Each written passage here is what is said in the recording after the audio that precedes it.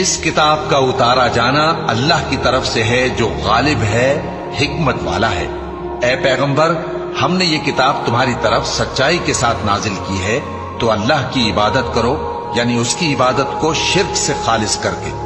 دیکھو، خالص عبادت اللہ ہی کے لیے زیبا ہے، اور جن لوگوں نے اس کے سوا اور دوست بنائے ہیں وہ کہتے ہیں کہ ہم ان کو اس لیے پوجتے ہیں کہ وہ ہم کو اللہ کا مقرب بنا دیں۔ تو جن باتوں میں یہ اختلاف کرتے ہیں اللہ ان میں ان کا فیصلہ کر دے گا۔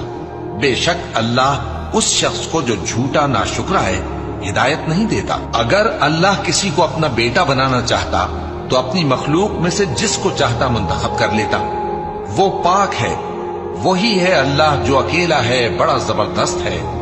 اسی نے آسمانوں اور زمین کو تدبیر کے ساتھ پیدا کیا ہے، اور وہی رات کو دن پر لپیٹتا اور دن کو رات پر لپیٹتا ہے، اور اسی نے سورج اور چاند کو کام میں لگا رکھا ہے، سب ایک وقت مقرر تک چلتے رہیں گے۔